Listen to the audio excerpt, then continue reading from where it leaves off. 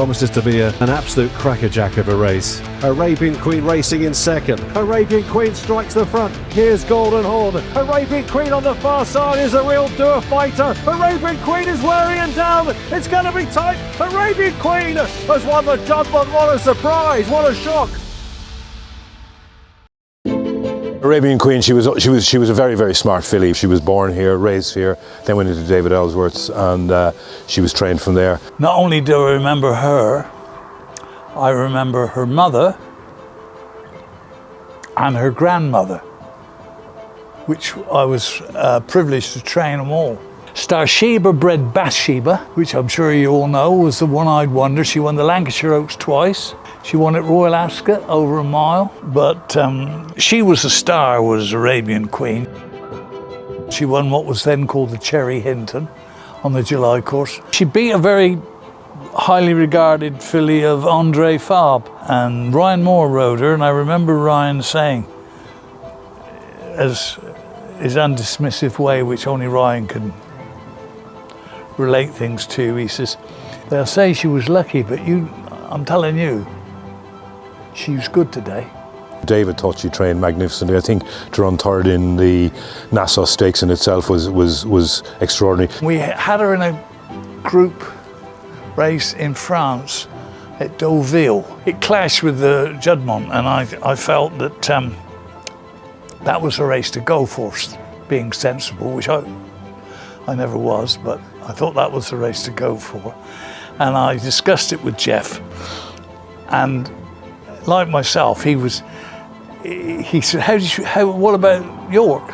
But we went there, hoping more than going there thinking we were going to win, and we were up against some serious horses in that year. We thought we were in with a squeak.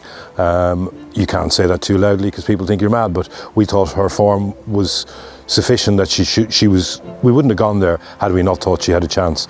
David was very confident beforehand. She was giving us very strong signals, very, very encouraging in her preparation. And they're off. Away they go, and Dick Doughty-Wylie missed the kick there, and they race over the extended mile and a quarter. Arabian Queen is the first to emerge in front, but Dick Doughty-Wylie is recovering. The pacemaker didn't jump out the stalls.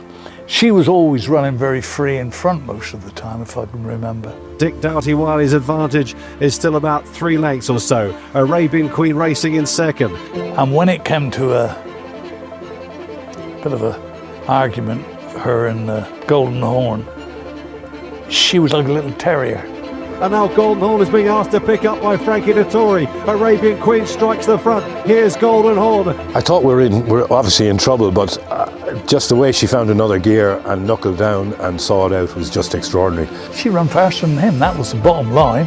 As they race up to the final furlong, Golden Horn's got a real battle on his hands here. Arabian Queen on the far side is a real doer fighter. Golden Horn on the near side is going to have to dig deep to maintain the unbeaten record. Arabian Queen is wearing him down. It's going to be tight. Arabian Queen has won the judgment. What a surprise, what a shock. In Group 1 races, you're always nervous. You can try and have a cool exterior, but inside you're anxious.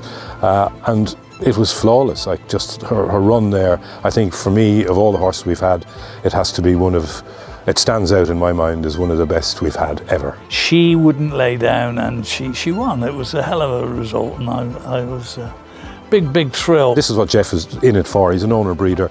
To have a homebred go out and win a Group 1, and not only win a Group 1, then go on and be a blue hen broodmare is just amazing. Well, it's extraordinary the fact that See the Fire was third in the Nassau Stakes, and now we're going for the Judmont 10 years later.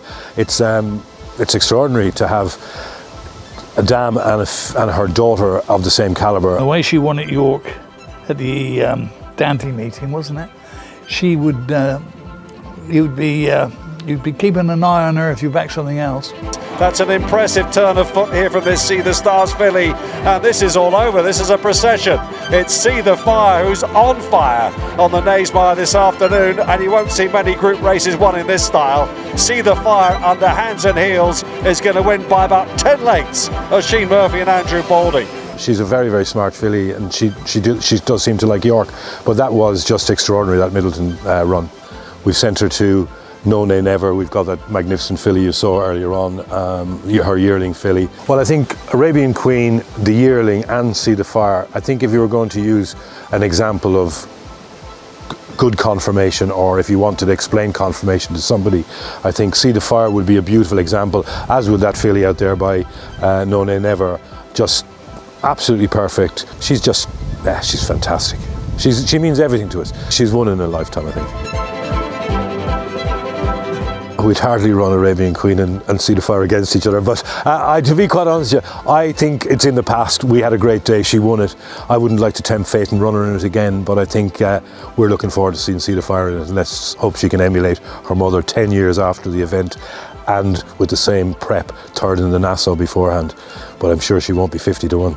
I'd back her if she was 100 to 1, let's put it like that.